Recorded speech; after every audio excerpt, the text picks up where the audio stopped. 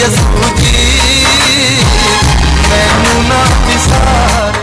आप on the air हैं। Hello, think we lost that call. अब दोबारा कॉल कीजिए।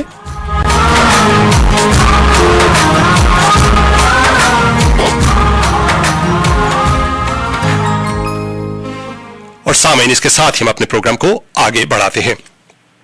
एक बार फिर आपका शुक्रिया कि आप हमारे प्रोग्राम को सुन रहे हैं परवेज साहब जी। आपका भी मैं शुक्रगुजार हूं कि आप अपने वक्त का हिस्सा देते हैं, और तमाम बहन भाई जो हमारे प्रोग्राम को सुन रहे हैं, जिन्होंने कॉल्स की, हम उनके लिए खुदा का शुक्र अदा करते हैं। और परवेज साहब, हम खुदा से दुआ करते हैं कि खुदा उनको हमेशा अपनी हिफाजत में रखे। ईश्वर हमेशा उनको अपनी हिफाजत में रखे, उन पर रहम करे, उनके खानदान पर रहम करे, उनके बच्चों पर रहम करे। अगर कोई भी उनकी बीमारी है, खुदा अपने रहम से उसको दूर करे, क्योंकि खुदा के रहम के अलावा हमारे पास कोई चारा नहीं है परवेज साहब।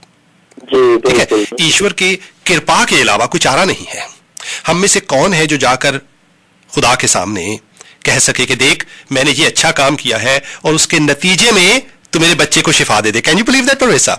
जी। कभी अपने बच्चों की, अपनी शिफा के लिए, बच्चों की शिफा के लिए, जिनसे हम प्यार करते हैं, जब वो बीमार हो जाते हैं, तो जब हम खुदा के आगे जाते हैं, हम कभी नहीं कहते थे देख मैंने कितने अच्छे काम किए, आज मैं सुबह से नहा रहा हूं तो मैं साफ सुथरा हो गया हूं, अब तू मेरे बच्चे को शिफा दे दे। ऐसा नहीं करते, क्योंकि हम जानते हैं डीप इनसाइड आवर साइकी, हमारे दिमाग में, हमारे ख्याल में, we know that we are not pure enough for God. So every time we go in front of God, we always plead for His mercy rather than our works. That is there.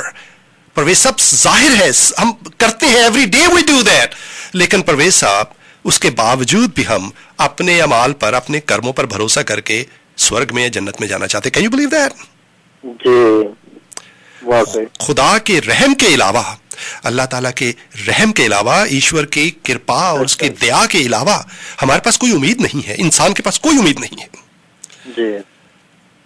हम शुक्रगुजार हैं तमाम बहनों भाइयों के जो हमारे programme को सुन रहे हैं। खुदा हमेशा आपको अपनी हिफाजत में रखे, आपके खानदानों को, मियाँ बीवी को, बच्चों को, रिश्तेदारों को आपस में प्यार के साथ रहने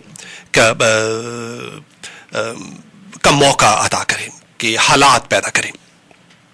अगर आप समझते हैं कि आपकी जिंदगी में कोई दुख है, कोई तकलीफ है, आप हमें फोन कीजिए। जैसे मैंने कहा, हम आपके साथ मिलकर खुदा के कदमों में, ईश्वर के चरणों में आपकी दुआ की दरखास्त को पेश करेंगे।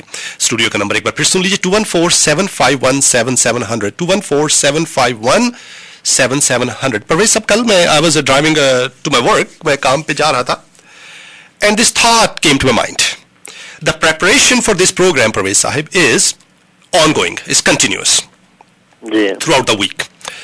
और ये सोच मेरे जहन में आई, और मैं उस सोच को अपने बहनों भाइयों के साथ शेयर करना चाहता हूं। Even though we have discussed this topic in the past, but from this angle, it's the first time I thought about it from this angle, and I want to share with my listeners. हाँ परवेज साहब जी। अल्लामा Iqbal is आपको पता है कि हिंदुस्तान और पाकिस्तान के I would say मशहूर शायर हैं उर्दू जुबान के।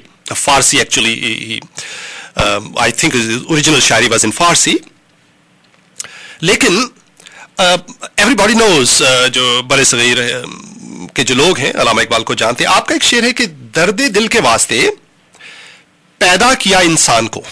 हाँ परवेज साहब, दर्द दिल के वास्ते पैदा किया इंसान को, वरना तात के लिए कुछ कम न थे करोबियां।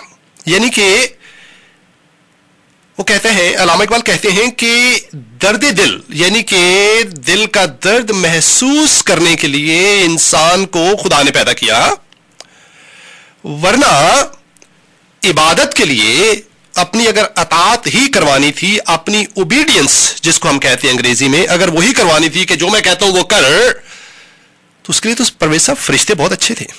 क्या ख्याल है? जी बिल्कुल। कितने लाखों हजारों फरिश्ते हैं, अगर खुदा ने अपनी ओबीडियंस या अपनी ताबेदारी ही करवानी थी तो हम जैसे निकम्मों से करवानी थी परवेज साहब।